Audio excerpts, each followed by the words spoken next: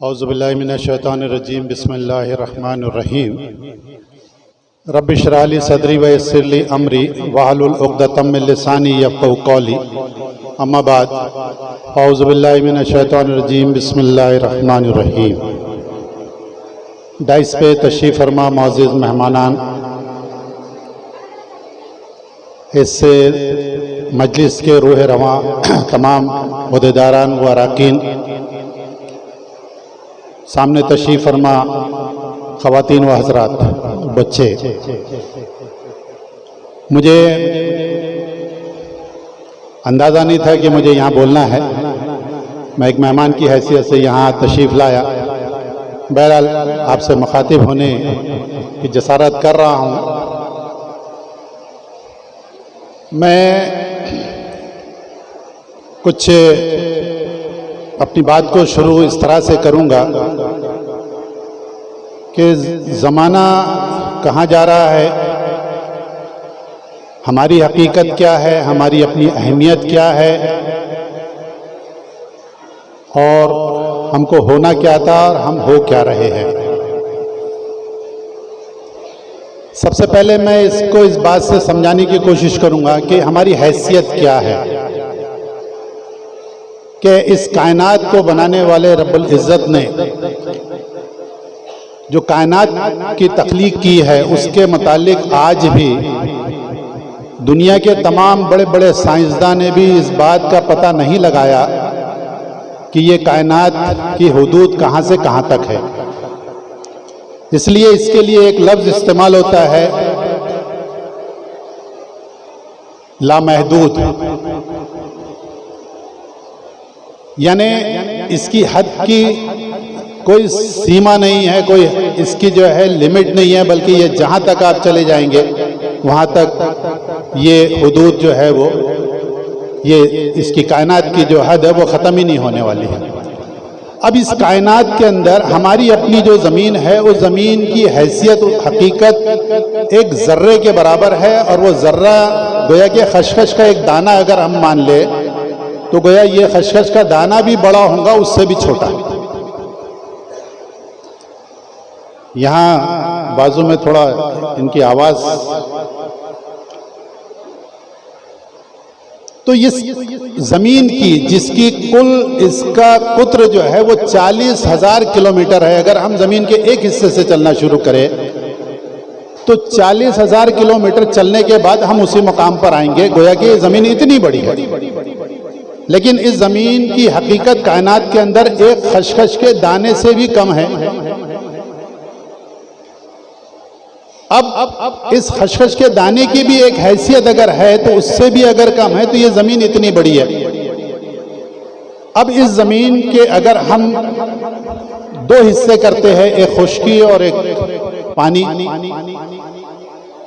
तो इसका तकरीबन 29% हिस्सा जो है वो खुश्की है और 71% जो है वो पानी है। मतलब जो इंसान बसे हुए हैं वो 29% के ऊपर ही बसे हुए हैं। इसमें तकरीबन 200 से ज़ायद ममालिक है। ये 29% जो ज़मीन है इसमें 200 से ज़ायद ममालिक है। इसमें एक मुल्क मेरा हिंदुस्तान, भारत। इस मुल्क की अगर हम रियासतों के बारे में बात करें तो इसकी 28 रियासतें और 9 मरकजी इलाके हैं। इस 28 रियासत के अंदर एक रियासत है मेरी महाराष्ट्र। इस महाराष्ट्र के 36 अजला है, जिसका एक ज़िला है नागपुर जो हमारा ज़िला है। इस ज़िले के 13 तालुके हैं, जिसमें से एक तालुका है मेरा शहर कामठी। इस कामठी के अंदर कई मोहल्ले हैं, उसमें एक मेरा मोहल्ला नया बाजार। उस नया बाजार में कई मकानात है, उसमें एक मेरा मकान। उस मकान में रहने वाले कई अफराद, उसमें से एक मैं। तो मालूम पड़ा मेरी हकीकत क्या है, मेरी हैसियत क्या है, कुछ भी नहीं है। जब इस पूरी ज़मीन की हकीकत एक ज़र्रे के मानिंद नहीं है तो मेरी हकीकत क्या है। आबादी के एतबार से अगर बात करें तो तकरीबन दुनिया की आबादी 7 अरब है। मेरे मुल्क की आबादी 135 करोड़ के लगभग है। जिसमें एक महाराष्ट्र रियासत है जिसकी आबादी 12 करोड़ के लगभग है, उसका एक जिला नागपुर जिसकी आबादी 24 लाख के करीब है, उसका एक तालुका कामठी जिसकी आबादी जो है तकरीबन 2.5 लाख के 1 लाख 1.25 लाख के करीब है, उसमें मेरा मोहल्ला नया बाजार जिसकी आबादी 2,500 से 3,000 है, उसमें मेरा एक घर जिसके अंदर कुछ मिला के 3 लोग रहते हैं और उसमें एक मैं। तो यहाँ मालूम पड़ता है कि मेरी हैसियत कुछ नहीं है। बताने का मकसद मेरा ये है कि ये कायनात में अल्लाह तबारक व तआला ने जो चीज़ें रखी है अभी हम उसको जानते भी नहीं हैं। लेकिन हमारा मामला क्या है कि हमारा मामला ये है कि हम अपने आप को सबसे ज़्यादा जानकार समझने लग गए। मैं आपको समाज के उस हिस्से में लेके चलता हूँ जहाँ पर आप देखेंगे कि ज़माना जो था वो पहले 100 सालों में बदला करता था। 100 साल, 200 साल, 300 साल में ज़माने में बदलाव आता था। बहुत वक्त नहीं दिया गया है इसलिए मैं बहुत तफसील में नहीं जाऊंगा, वरना मैं आपको बहुत तफसील से इस मामले में समझा सकता हूं कि जो ज़माना जो है बदलता था वो 100 200 साल, 200 300 500 साल जो है वो लगते थे और ज़माने के अंदर कुछ बदलाव आता था। धीरे धीरे ये वक्त कम होते गया और आज ज़माने के बदलने की रफ्तार आपको पता है, आज 6 साल में ज़माना बदल जाता है। जो 500 साल में बदलता था वो 6 साल में बदलने लग गया। अगर आप इस चीज़ को नहीं मानते तो ये आपके जो है नाफहम या आपके जो है इस मालूमात की कमी की वजह से जो है ये हो सकता है, वरना आज ज़माना जो है वो 6 साल के अंदर बिल्कुल बदल जा रहा है।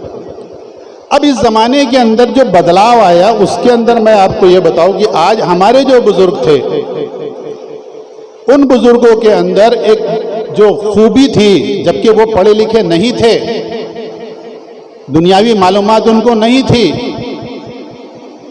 लेकिन जीने का सलीका था, अदब व लिहाज था, तो वो लोगों के दौर में पूरी खानदान एक साथ रहा करती थी। एक बाप के कई बेटे, उनके कई बच्चे एक ही घरों में रहा करते थे और उस पूरे कुंबे के अंदर एक शख्स जो होता था जिसकी चलती थी, जो उस घर का जिम्मेदार होता था, और वो जिम्मेदार शख्स ने अगर किसी बात का हुक्म सादिर कर दिया तो पत्थर की लकीर हुआ करते थे। एक ज़माना ये था। धीरे धीरे ज़माना बदलते चला गया। फिर उसके बाद ये हुए कि कुंबे जो थे वो टूटते चले गए। धीरे धीरे ये बदलाव आया कि जो कहा जाता था उसको जो है उसके ऊपर जो है तनकीद की जाने लगी, सवाल जवाब किए जाने लगे।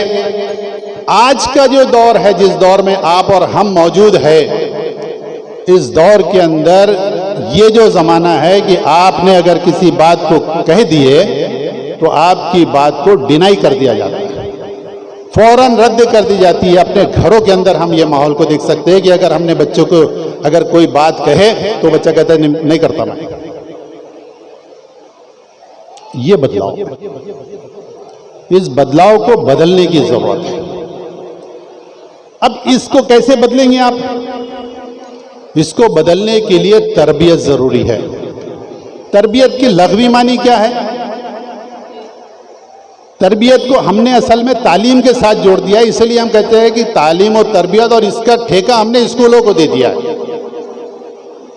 हम ये समझते हैं कि हम अपने बच्चों को स्कूलों में डाल दिए तो अब वो मास्टर की, वो जिम्मेदार की जो है जिम्मेदारी है कि हमारे बच्चे को तालीम से भी आरास्ता करे और तरबियत से भी आरास्ता करे। लेकिन मैं आपको यहाँ पे बता देता हूँ कि लग़वी मानी जो है इसकी पालना और पोसना, यानी अगर तरबियत के मानी अगर लुगत में आप देखेंगे तो उसके माने ये मिलेगा कि बच्चे को पालना और पोसना। लेकिन इस्तिलाहात में जब आप जाएंगे तो उसको बनाना और संवारना इसकी मीनिंग निकलती है। अब इसके ऊपर हम कितना काम कर रहे हैं, हम कितना इसके ऊपर मोहतात है। आज पूरे माशरे के अंदर अगर आप जाके देखें तो देर रात तक घूमना बच्चों का, देर रात तक लड़कियों का बाहर निकलना, ये बहुत आम बात हो गई है। मेरी बात थोड़ी नागवार गुजरेंगी, मैं पहले ही माफ़ी चाह लेता हूँ, लेकिन मैं हालात से इसलिए आगाह कर रहा हूँ कि हम जिस चीज़ का रोना रोते हैं उसको हम ही ने बिगाड़ा है। ये जो बच्चे जो देर देर रात तक जो है घरों से गायब है, हमें परवाह भी नहीं होती कि वो कहाँ बैठे है, किस माहौल में बैठे है, कौन सी सोहबत में बैठे है। घर में एक मुर्गी पाली जाती थी, एक बकरी पाली जाती थी, आज भी उसका रिवाज कहीं ना कहीं देखने को मिलता है। मगरिब के वक्त अगर मुर्गी घर में नहीं आती थी तो ढूंढने निकल जाते थे, और ये घर के मुर्गा मुर्गी कब आ रहे हैं इसके बारे में कोई पता नहीं है हमें। तो तरबियत का जहां तक मामला है, तरबियत की जिम्मेदारी वालिदैन की है, तरबियत की जिम्मेदारी वालिदैन की। आज माहौल ये है कि हम हमारी उम्र के जो लोग यहाँ बैठे हुए हैं, इनमें सिर्फ मैं नहीं बल्कि इनसे भी आप पूछ लीजिए, मेरे सामने जो बुजुर्ग बैठे हैं, जो बड़ी उम्र के लोग बैठे हैं, इनसे भी पूछ लीजिए कि आज भी इनकी मजाल नहीं है कि ये अपने बड़ों के सामने आंखें मिलाकर इनसे बात कर ले। आज भी नहीं है इस माहौल के अंदर भी, क्योंकि वो तरबियत का असर है उनका। लेकिन आज के बच्चे अपने बड़ों से आंखें मिलाकर जो है ना, बल्कि बड़ों को अपनी आंखों को नीची करना पड़ता है, लेकिन ये बच्चे आंखें नीची नहीं करते। इसके जिम्मेदार कौन है? इसके जिम्मेदार हम हैं। हम अगर अपने बच्चों को तरबियत नहीं देंगे तो हमारे बच्चे कल सबसे ज्यादा अगर तंग करेंगे तो वो हमको तंग करेंगे, वो बाहर वालों को नहीं तंग करेंगे। बाहर वालों को अगर तंग करेंगे, बाहर वाले उसको सीधा कर देते हैं, तो सबसे ज्यादा मुसीबत हमारे लिए बन जाती है। अब आते हैं तालीम के ऊपर कि तालीम जो है वो हम कितनी हद तक हासिल करते हैं।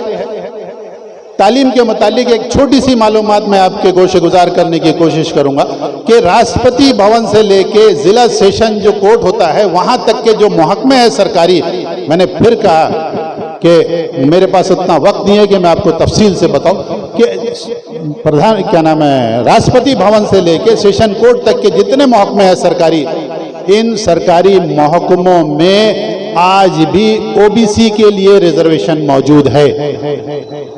राष्ट्रपति भवन में मिसाल के तौर पे अगर 85 नुमाइंदे काम करते हैं, वहां का जो अमला है वो 85 लोगों का है, तो उन 85 लोगों में तकरीबन 63% जो लोग हैं वो ओबीसी रिजर्वेशन कोटे में आते हैं, जिसके अंदर आप और हम आते हैं। ये पूरे सेशन कोर्ट की बात बता रहा हूं मैं आपको, वहां से लेके वहां तक की बहुत लंबा जो है इसकी अगर हम तादाद गिने तो बहुत लंबी, यहां तक के हमारे लिए जो है रिजर्वेशन है। लेकिन हमारे बच्चे वहां तक की तालीम हासिल नहीं करते, वहां तक नहीं पहुंच पाते, इसलिए ओपन जो कैटेगरी में जो लोग आते हैं वो वहां पहुंच जाते हैं। मेरी आपसे बहुत मुअद्दबाना दरख्वास्त है, क्योंकि देखिए मुझे चिट्ठी मिल गई है कि अपने बच्चों को तालीम से आरास्ता कीजिए, तकलीद मत कीजिए। आज आप देखेंगे खास करके लड़कियों के अंदर पहले यह होता था कि 10वीं कर लेते थे, 12वीं कर लेते थे, वो डीएड उनको कराया जाता था। क्यों भाई? एक अच्छा रिश्ता आ जाए। आज जो होड़ लगी हुई है ना, वो डॉक्टर बनाने की लगी हुई है। ये तकलीद मत कीजिए। हर इंसान के अंदर अल्लाह ने एक अलग सिफत रखा है, उस सिफत को पहचानिए। ऐसे लोगों से मिलिए जो इस तरह के कामों में लगे हुए हैं, जो बच्चों को गाइड करते हैं, उनके लिए जो है रहनुमाई के कुछ ऐसे प्रोग्राम करते हैं, उनसे मिलिए और अपने बच्चों के मुतालिक मालूम कीजिए और उस तरह से अपने बच्चों को तालीम से आरास्ता कीजिए। मैं समझता हूँ कि अगर हमने उनको सही तालीम दे दी तो कल एक अच्छे रोजगार के ऊपर चले जाएंगे। वरना आज जो रेशो है 90% बच्चे हमारे जो है वो लेबर पेशे के अंदर है। जिस घर के अंदर तालीम के ताल्लुक से बजट नहीं होता वो घर के बच्चे लेबर बनते हैं। कुछ कड़वी बातें है, लेकिन मौका मुझे मिला है इसलिए कुछ बातें आपके गोशेगुजार करने की कोशिश कर रहा हूं। वक्त की नज़ाकत को देखते हुए मैं अपनी बात को यहीं ख़त्म करूंगा कि आपसे मेरी मुअद्दबाना गुजारिश है कि अपने बच्चों के लिए 7वीं क्लास या 8वीं क्लास के बाद मोहतात हो जाइए कि मेरे बच्चे को मुझे क्या बनाना है, और उसके लिए तैयारी कीजिए। कुछ उसके लिए फंड जमा कीजिए, क्योंकि आज आला तालीम जो है वो बहुत महंगी हो चुकी है। ऐसे आला तालीम के अंदर हमारे बच्चों को अगर पढ़ाना है तो पहले से कुछ इंतजामात करने होंगे, वरना मैंने देखा हूँ मेरे 30 साल की सर्विस में कि अच्छे अच्छे परसेंटेज लेने वाले बच्चे आज छोटे मोटे कामों में लगे हैं। क्यों? कि उनके वालिदैन ने उनके आला तालीम के लिए कोई इंतजाम नहीं किया। तो बहरहाल मुझे यहाँ बुलाने का बहुत बहुत शुक्रिया। मैं आप तमाम का शुक्रिया अदा करता हूँ और अपनी बात को ख़त्म करता हूँ। अस्सलाम वालेकुम।